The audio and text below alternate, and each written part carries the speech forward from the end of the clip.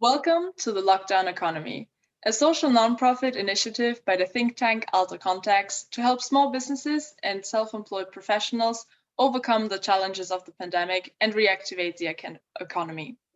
My name is Julia Meissner, and my guest today is Birgit Heidenreich. She's the founder of the Expat Business Club, a business consultant for expats who wish to start a business in Germany. Welcome, Birgit. I'm happy to have you here. How are you feeling? Thank you for the invitation and thanks for having me. I'm very good, thank you. And how are you? I'm good myself. I'm very excited for the conversation we're about to have. So, let's get started. Please share with us where exactly are you located with your business and what exactly do you do?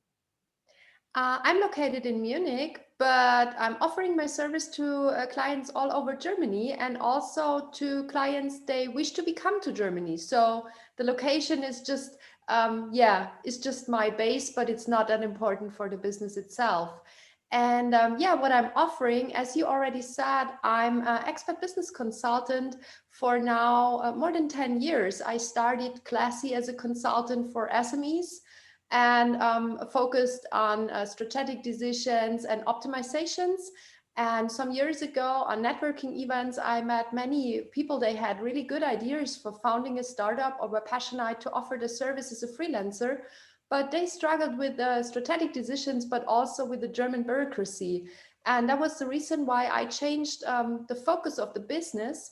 And also then many expats here in Munich asked me if I could offer my service in English because they also wanted to start a business or would like to be a freelancer here in Germany and struggled to find partners they are willing to offer the service first in English, do it to a reasonable price, but also they are willing to think around the corner and go the extra mile to make sure that expats understand the situation here in Germany with all the complicated bureaucracy and all the complicated rules.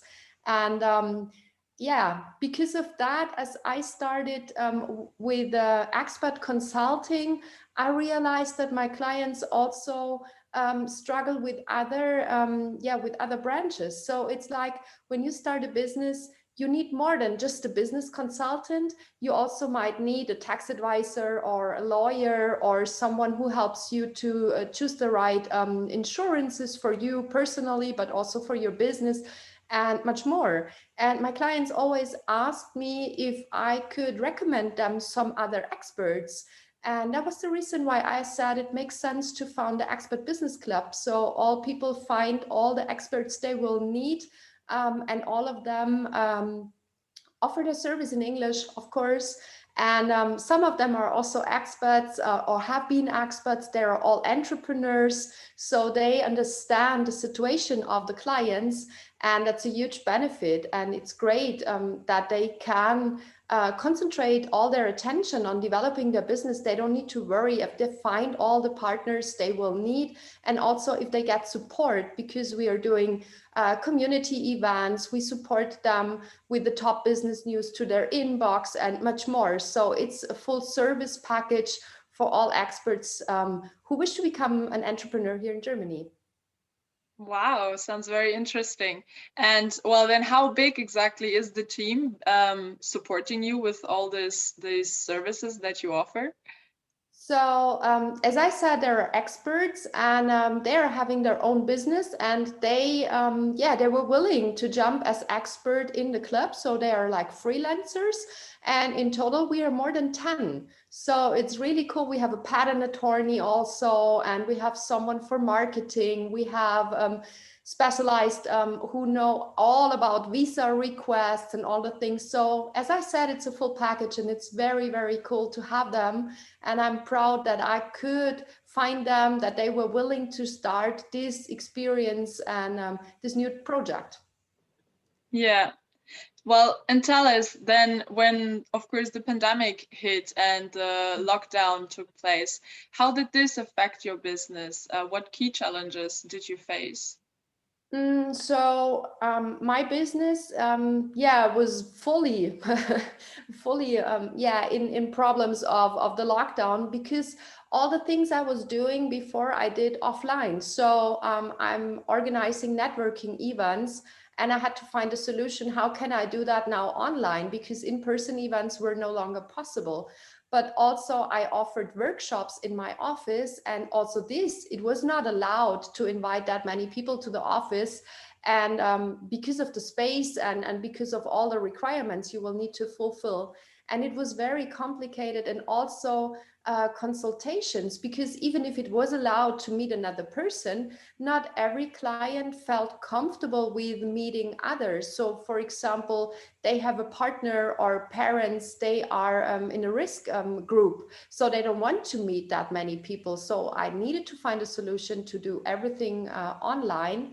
And for the events, and so for the networking events, but also for the consultation, it was not that hard, because then you just can schedule a Zoom call as we do it now. You just need to do maybe a bit more of preparation in advance. If it's about the consulting, maybe you need to share some documents or whatever. So you make sure that everybody is having the same information, and we can start immediately. But with the workshops, it was a bit more complicated, honestly, because in the past, it was more easy to find people, they commit to a topic on the same date. So I had enough attendees to make it happen. But as soon as the lockdown came, people were like a bit in shock, and they were like a bit blocked and not willing to commit to a topic at the same date. So I always had just one or two attendees. And for that, honestly, as a business owner, it's not worth it to make it happen. So I needed to find another solution, and it cost me a lot of time and effort, because I need to find out, how can I set up an online shop? How can I make it happen that workshops are now video courses? So you have to rethink about the whole agenda of a workshop, because when you are able to interact with your attendees because they're in the same room, it's something completely different than just having a video course. But you also would like to have the full attention of the attendee. You would like to make sure that they understand everything. So it needed to get reorganized from the scratch, and that was very, very hard. But also, I never did courses for videos, so I had no clue how to record, how to do a setup, or even how to cut and do the editation of the video. So it was very, very hard for me. But now as I have it, I'm really happy about it, because it's more, one step forward to digitalization, but also it's more automated. So it gives me more time to focus on consulting. So it's great, but it was tough. I can imagine. I mean, we're all kind of in the same boat when it comes to digitalization and, well, changing from offline to online.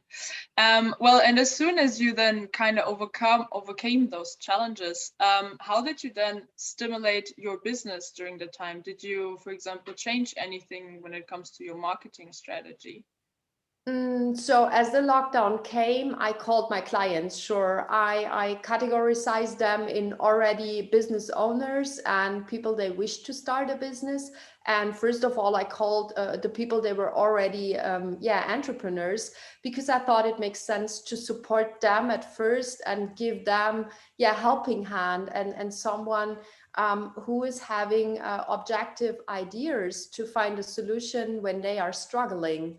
And that was really good, and most of them survived, luckily. Not everybody, because when you're having a restaurant, it's very, very complicated. It was very tough, and not everybody was able to make it. But also people, they wish to start a business. I contacted them afterwards, and some of them were willing to continue with the preparation and with the planning, as their business was not directly affected by the lockdown. So it made sense to continue with all the plannings and all the strategic decisions you have to do in advance to save time. So they realized it's good to invest the time when you stay at home and you can't do much, to prepare everything so you are ready as soon as everything open up. And then you're one of the first, and that's very good. And yeah, that's what I did. Beautiful. Well, and you kind of mentioned now already the behavior of your customers, how this continued to be during the lockdown. So, well, also looking at it now, or do you know how your customers and also maybe your competition is doing? So what others are doing, they're offering a similar service. Honestly, I don't know. I'm in contact with them, but it's not that you're sharing, that kind of information. But my clients do very well. I just have some they can't continue as they are offering a service, for example, related to tourism or to restaurants. So it doesn't make sense to plan now, because what would you like to plan if no one knows what's going to happen in the next 2 to 3 months? It doesn't make sense to plan anything.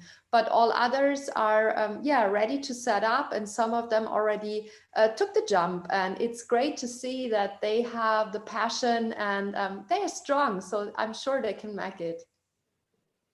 Great to hear that, like, even though during those times entrepreneurs still have the passion to keep going with their business, as you say.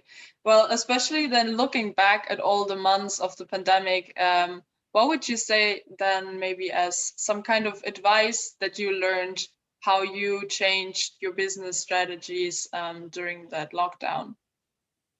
So the first thing, it was not a new learning, but I need to remember on that. You need to be more flexible. So if something comes up like this, you need to be open-minded to find solutions, and there is no time to cry, right? So it's not that you can say, oh no, poor girl, and have to cry for the next 3 to 4 months. No, you have just 2 or 3 days where you can be sad, but then you have to take action. That's how it goes as an entrepreneur. And this is something I realized from the beginning, and I also learned that I'm brave and I'm tough, and I can learn many things I would never had in mind before. If you would have asked me 2 years before, Birgit, would you like to have an online shop? Would you like to record video courses? I would say, oh, Julia, are you serious? Definitely not. This is not my business.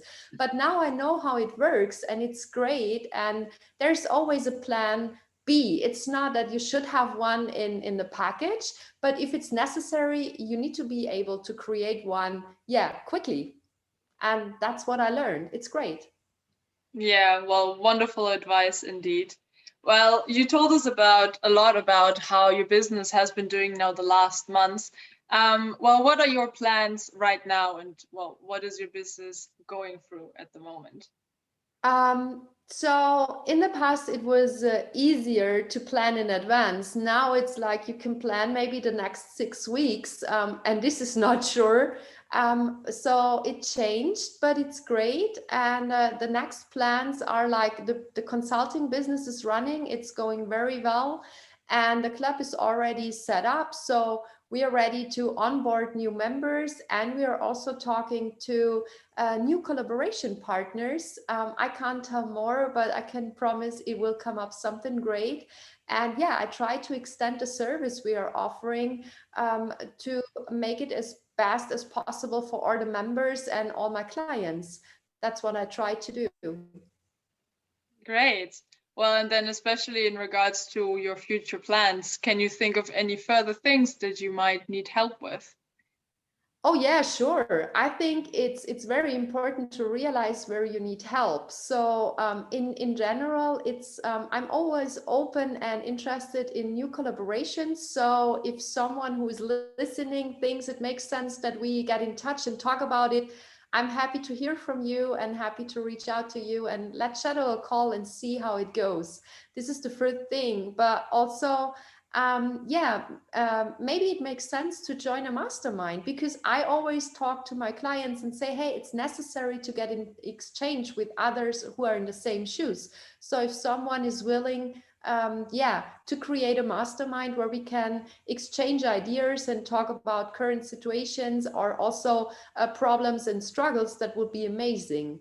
And for now, I'm also searching for someone who is a perfect native speaker in English and is willing to do texting for a project of mine. So if you're a texter and you know how to gamble the words, let me know. Great. Well, we leave, of course, all the informations about your website and how people can reach you in the description below. So I'll definitely invite you to get in contact with Birgit if you can help her with this. Thank you very much for all the opinions and insights you gave us today. Is there anything last you would like to say to the audience before we finish off? In general, I would like to say, for all the people that are already entrepreneurs, don't give up. There's always a way. You just need to find it, and don't be shy to ask for help. Sometimes it makes sense to find an expert or just someone where you can exchange ideas. And all people out there, they want to start a business, go for it, because it's amazing. Sure, being an entrepreneur comes with some challenges and maybe it's risky, but also being employed doesn't mean that it's riskless, right? So then you have to trust to your employer that this person or the company will take decisions wisely. So maybe it makes sense to take your future in your hands. So if you're willing to, I'm happy to help you. And great. Thank you. Awesome. I couldn't have said it better, I guess. Well, dear audience, then I hope you had a wonderful time just as me. Go like this video, give us a subscription to our channel. You will find multiple upcoming interviews every week with different businesses from other sectors around the world. So go check them out. Stay tuned and see you at our next interview.